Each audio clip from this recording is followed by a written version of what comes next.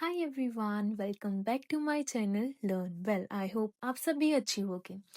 आज की इस वीडियो में हम डिस्कस करेंगे डायरेक्ट टैक्स लॉ, जो आपका सब्जेक्ट है बीकॉम 6 सेमेस्टर का।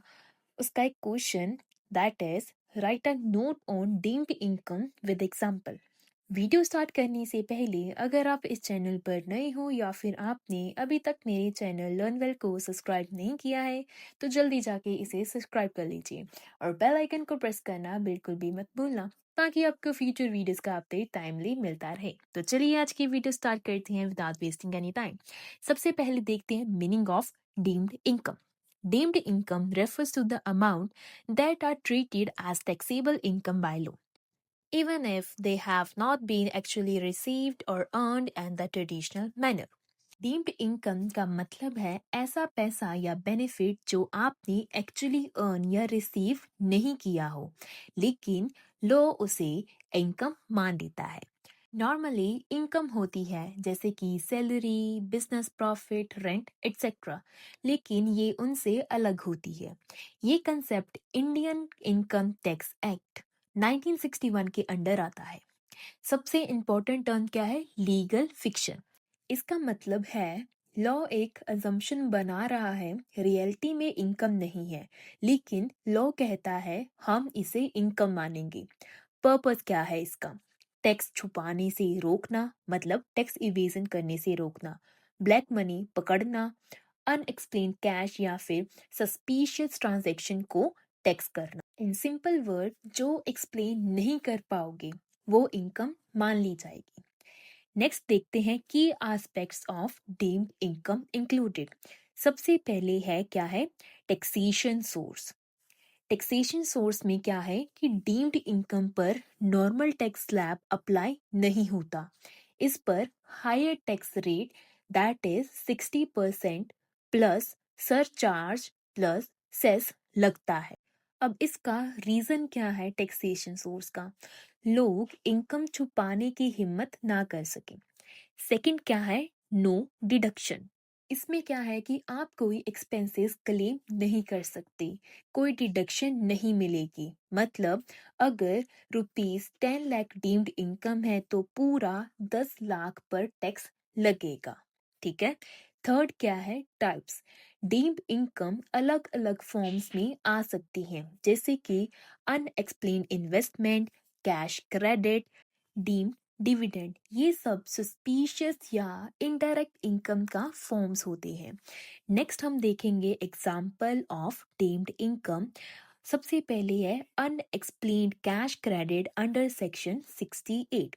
If a taxpayer credits an amount in their books of account and cannot explain the source, or the assessing officer is not satisfied with the explanation, it is treated as a deemed income.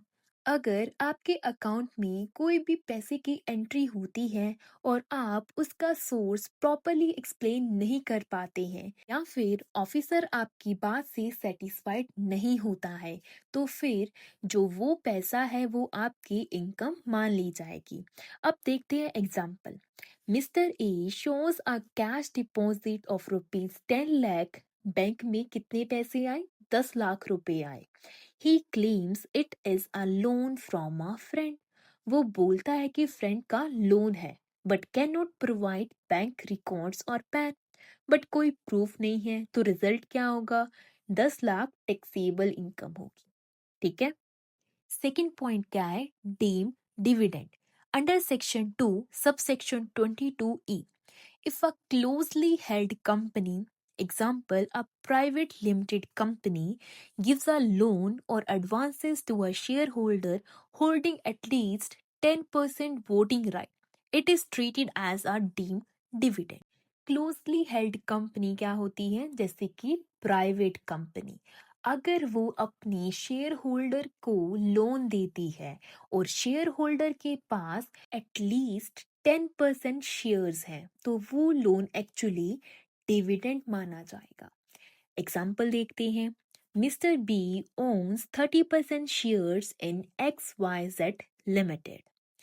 The company has accumulated profits of ₹5 lakh If the company gives Mr. B a loan of rupees 4 lakh, this rupees 4 lakh is treated as a deemed dividend and taxed in her hands even though it is technically a loan. Mister B क्या है 30% share holder है company के पास profit कितना है 5 लाख का loan कितना दिया 4 लाख जो ये 4 लाख है वो लोन नहीं है वो डीम्ड डिविडेंड है टैक्स लगेगा इस पर नेक्स्ट है unexplained investment under section 69 when a taxpayer makes investment like property or jewelry not recorded in their books and cannot explain the source, the investment value is deemed income. आपने investment की but लेकिन books में show नहीं की source भी explain नहीं किया तो वो इन्वेस्टमेंट क्या होगी इनकम मान ली जाएगी एग्जाम्पल देखते हैं jewellery worth ₹20 lakh source unknown तो जो वो 20 लाख हैं वो क्या होंगे टैक्सेबल होंगे ठीक है नेक्स्ट पॉइंट है deemed let out property If an individual owns more than one house property, only one is treated as self-occupied. Any additional properties are treated as deemed let out, meaning income is taxable on the notional rent they could have earned regardless of whether they are actually rented. अगर आपके पास multiple houses हैं सिर्फ एक house को self occupied माना जाएगा ठीक है बाकी सब क्या होंगे डीम्ड लेट आउट मतलब रेंटेड मान लिए जाएंगे चाहे रेंट मिला हो या नहीं टैक्स लगेगा मतलब नोशनल रेंट क्या होता है इमेजिनरी रेंट पर अब एग्जाम्पल देखते हैं mister D has 2 houses one in Delhi मतलब जो क्या है self occupied and one in Mumbai जो कि वेकेंट है वेकेंट मतलब खाली the income tax department will assumes that the Mumbai house is rented and the tax him on its potential rental value. Delhi वाला जो हाउस है उसे सेल्फ ऑक्युपाइड मान लिया गया और मुंबई वाला जो हाउस है उसे वेकेंट मुंबई हाउस पर टैक्स लगेगा नेक्स्ट क्या है clubbing of income under section 64 income earned by another person but attributable to the taxpayer is considered deemed income of the transferor. Income किसी और के नाम पर है लेकिन एक्चुअली बेनिफिट आपका है तो टैक्स किस पर लगेगा तो टैक्स भी आप पर ही लगेगा एग्जाम्पल देख लो एग्जाम्पल है a husband transferred fix deposit FD to his non-working wife to avoid higher tax slab. The interest income from these FDs will be added मतलब clubbed to the husband's income. Husband ने wife के नाम पर FD की interest wife earn कर रही है लेकिन जो टैक्स है वो किस पर लगेगा हस्बैंड पर लगेगा इसको कहते हैं clubbing of income next and last point है stamp duty value under section 50C if a property is sold for a price lower than its stamp value the stamp duty value is deemed to be the sales consideration आप property कम price पर बेचते हो government की value ज्यादा होती है government बोलेगी भाई हम तो अपनी वैल्यू यूज करेंगे ठीक है ये क्या है स्टैंप ड्यूटी वैल्यू अब देखते हैं example sale price mister E sells a house for ₹50 lakh but the state government stamp duty value circle rate is 70 lakh the capital gain will be calculated on 70 lakh not on 50 lakh sale price क्या है